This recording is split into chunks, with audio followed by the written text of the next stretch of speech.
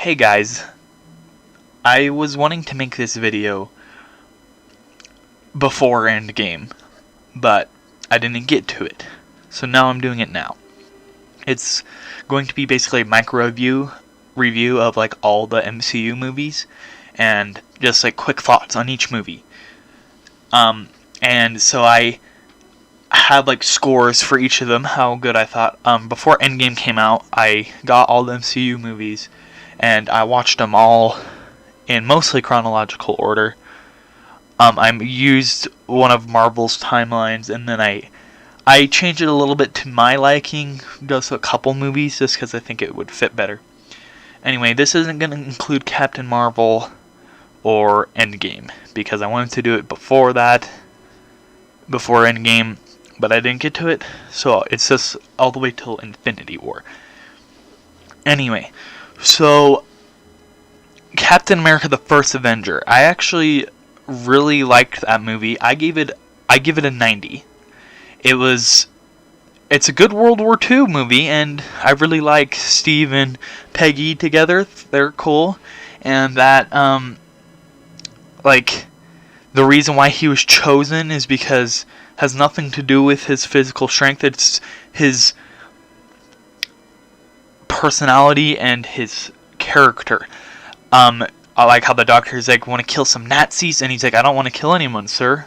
And so it just shows that he has a good heart. He always tries. He's smart. He was able to get the flag down, and he was willing to take the grenade for everyone. So I really like it. It's a really good introduction. It shows you Steve Rogers, who he is, and then he becomes a superhero. It is pretty good. Bad guy, not that great, but I give it a 90. The first Iron Man. It was the introduction to the MCU. It was pretty amazing, because you got this cocky, annoying, he's not annoying, but he was funny, rich guy, playboy, that's just basically has everything, and then his whole life changes, and he realizes what his things are able to do. And he just he gets a different outlook on life, and he slowly starts to develop more sense of humanity, and he definitely gets humbled significantly because he almost dies. And that was a very, very good introduction. It holds up completely by its own, and it was the first one, so I give that a 90. So The Incredible Hulk by Universal, not amazing. It's not as bad as I thought it was going to be. I don't mind the actor. I know it's Mark Ruffalo is the Hulk now, but he wasn't a bad first choice. But that was a pretty good movie. It's not amazing. The action was pretty cool, I'll admit, but definitely kind of lackluster. But I don't know. The Hulk, there's only so much you can do with him. But that's what I think of it. 78 for The Incredible Hulk. Iron Man 2. To be honest, it's not that memorable. I don't remember it that well. I know there's the whip guy that has an arc reactor as well, but it doesn't do much for me. It's not too memorable. I don't really remember what happened, and it was only a couple weeks ago that I saw it, so no big deal. I give it an 80. The first Thor, there was parts I really did like. It was actually pretty cool. I like how he's all cocky and oh, I'm so privileged and stuff, and then he gets so humbled to just get everything taken away from him, and then he's like, shoot, I actually need to work to be a good person and stuff. I like the side characters are kind of meh. I don't mind Jane Foster that much, but I don't really like the scientist guy and the other girl. They're kind of weird, but not in a good way. They're just odd. So that one's pretty good. It was a cool introduction to Thor and Asgard, that sort of stuff. Loki scenes were amazing. It was pretty sad when he found out who he was.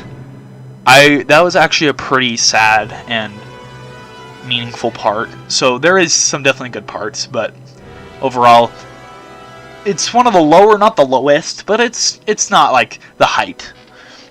I give that an 80. These are out of 100, obviously. Alright, so finally to the first Avengers movie. That movie was amazing. There was a lot of interaction between the characters. I like how Captain America and Iron Man already were like clashing, because like they see each other as what they are, surface level. Like Steve sees Tony as like this playboy that has gotten everything, and he wouldn't be willing to risk his life to save others, that sort of thing. And Tony sees him as just a soldier that follows orders and doesn't ever question anything. And I really like the conflict. There's a lot of conflict, but then they're able to pull it out at the end, and they become friends, and they work well together. I really like it. It is pretty amazing. That isn't a great movie. It was so good. It's definitely one of the best MCU movies, but it is really good, and it was an amazing first Avengers movie. It was cool that we had this 4 years of developing these characters, and then the culmination on the Avengers. I give it a 90. Iron Man 3. Alright. I really do like how he struggles with PTSD. Not that I like people suffering, it gives more realism to it. It's like he's shooken about what happened in Avengers, and the kid, he was pretty great. He was trying to help him, but he wasn't. He didn't know where to stop. He pushed those. I really liked his panic attacks, because they showed him. They showed Tony being vulnerable, and we haven't seen that too much. Iron Man 1, yeah, kind of. Like, each one of them has shown him be beaten, but, like, this one where it actually shakes up his mind, and it shows that. What effect this would have, what the Avengers movie would have on a person. So, I really, really like that. I really do. But, it's just kind of meh, the rest of it. Like, the action's not that great, and it's just kind of chillin'. It's okay. I like the character moments, but that's about it. Not too much else is really that noteworthy. I give it an 80. Thor: The Dark World. I liked it, but I was also disappointed. I didn't hate it, but it was just kind of confusing at times, and other times it's just like, why? But there was some good moments with like just the different characters, and Odin and Thor and his mom and that sort of stuff. It was just good like that. And Loki dying, obviously he doesn't die. That was actually pretty impactful, and you see how he's kind of good, kind of bad all the time, and it's like frustrating, but it makes sense. But it has good moments, but I give it a 75. Captain America: The Winter Soldier. Most say it's one of the best. I don't say it's one of the best, but it's definitely very, very good. It's very cool because like just right at the beginning, they're like, Natasha's just trying to get Steve a date, and he's like, how about you help me with this before we do that? Also, I like how Falcon and him start developing friendship. It's pretty funny. Like, I like how Captain America has a list of things he wants to do before, not before, but like to catch up on things. And I like how it just starts off kind of like with the ship and stuff, like a spy movie, and it was cool because like this Captain America is like beat 'em up, like he like kicks people off ships, and the action is really cool in this one, and the story is pretty cool, and it's a pretty cool twist that Hydra is been in Shield, and it's pretty cool because Steve's world gets shaken because he's always tried to like just follow. And now he's trying to and be a leader in terms of what's right and stuff. And now has to know what's right. He can't just follow completely anymore. And so it was amazing because the twist was good and the character moments are really good. And it's a good introduction. It is into a certain of the newer characters too. But I really like this movie. It's definitely one of the best. Probably not one of the best. The MCU has a lot of really good movies, so it's with the really good movies. I give it a 90. Guardians of the Galaxy. I watched it a lot when it first came out, like in 2015 more though, like a little later when it was already out on Blu-ray, that sort of stuff. I watched it with some friends over at their house. I never even heard of it before that. I didn't realize it was part of the MCU. But rewatching it as part of the MCU, it's amazing because it finally gives us more about the context of Thanos and stuff. A little bit. Barely any, but just a little. Because we saw him at the end of the first Avengers and stuff. And we know that's who Loki was working for. But I like it's pretty hilarious. There's a lot of good moments too, because like all the characters, they're all pretty sad. They've honestly, like Peter says, I see a bunch of losers. Yeah, they all lost something, so it's a pretty sad and pretty emotional, but like really good movie. I was like, dang, it holds up so good. Avengers Age of Ultron, I don't know why this one gets so much criticism. It has stupid parts, but I love this movie in general. It has so many cool moments. The characters are all awesome. Like the penthouse scene with like Captain America trying to lift Mjolnir, all that stuff. Like, what movies just give you that in the middle of an action movie developing this like family? And it's so good in terms of that. Iron Man's still struggling with his like anxiety from the first Avengers, where he's like, we need to protect the world because we can't let that ever happen again. He ends up making a monster, but it was for a good cause. But you know, you're giving up freedom for that, and he went behind everybody's back. There's a lot more good character interactions. I love seeing them all together. It's amazing that they're able to pull this off, and they like I don't feel like anybody's miscast. I think they all play their roles very well.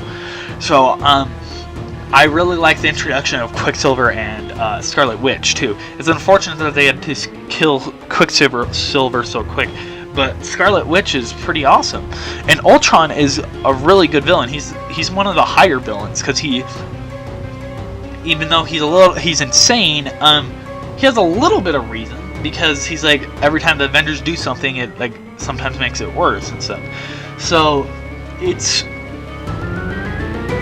and he's hilarious too. So, and he quotes the Bible and stuff. So it's just really quite a good movie. I give it a 94. All right, so Ant-Man.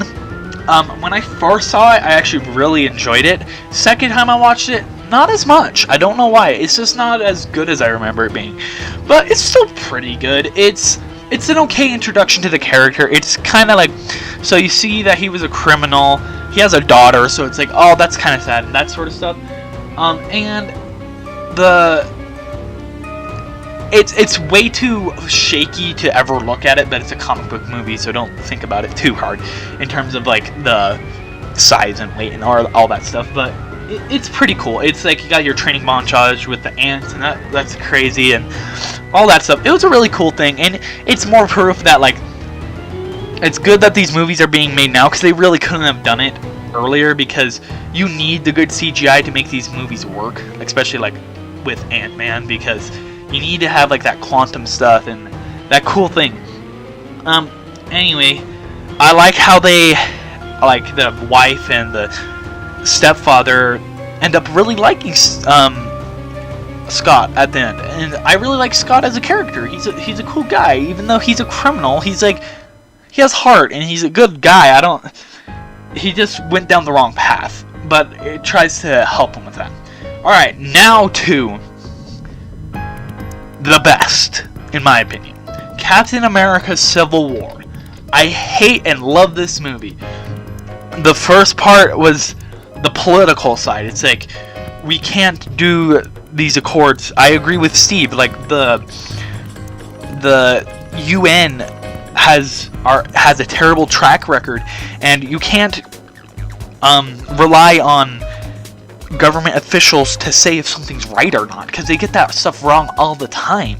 So I like how Captain America says, yeah, but Rhodey's like, it's the UN, and he's like, yeah, but they're run by people with agendas, and agendas change. I'm like, this is surprisingly political, but like, it's fighting for the good side. It's saying you can't regulate superheroes because governments take too long to ever decide anything. And like he says, what if there's somewhere we need to go, they won't let us, and what if they tell us to go somewhere and we don't need to?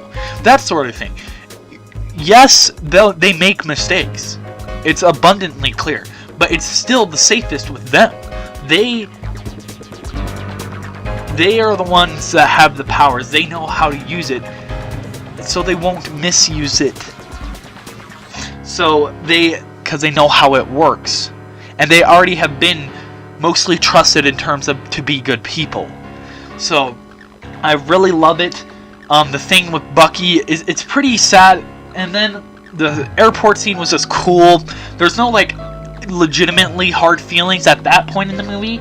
They're just kind of like, you can't go over there because that's illegal, that sort of thing. So but it was just a cool scene, all these characters and stuff, them trying to talk to each other. But then when like Rhodey gets shot because of Vision being distracted, it's like, wow, would you look at that? And Iron Man punches Falcon away. I know he's just frustrated, but like, if Falcon didn't do crap, so it's just, that middle part is just really good.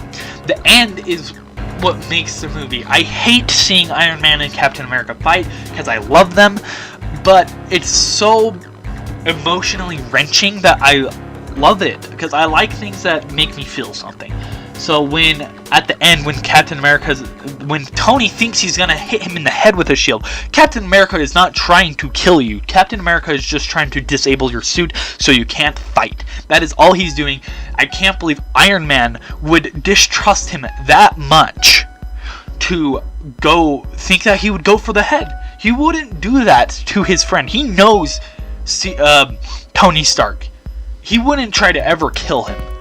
So it's sad to see that happen, but I like it. I really do. And I like how the bad guy's only goal was to rip them apart. It's like, what is that? It makes you think. I really, really love this movie. This is probably, right now it's probably my favorite, if not second or third. I give it 98. It is so good. It's basically perfect. There's very little I have issues with it.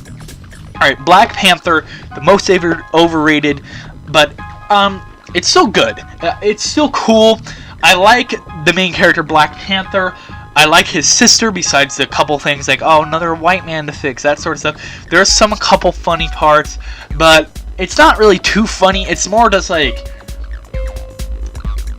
it's more action oriented. Killmonger is a cool villain, because it genuinely surprised me when he killed whatever his name is, because I was like, wait, what the frick?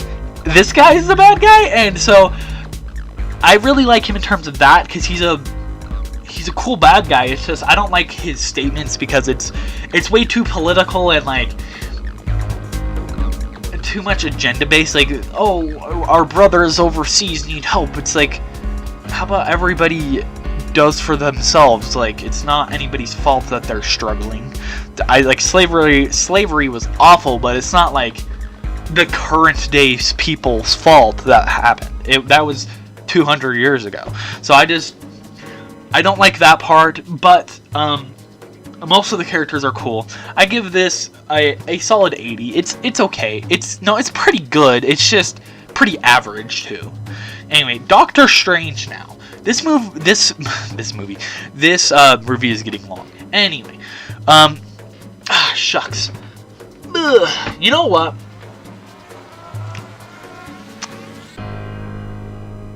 Yeah, let's just be done for now.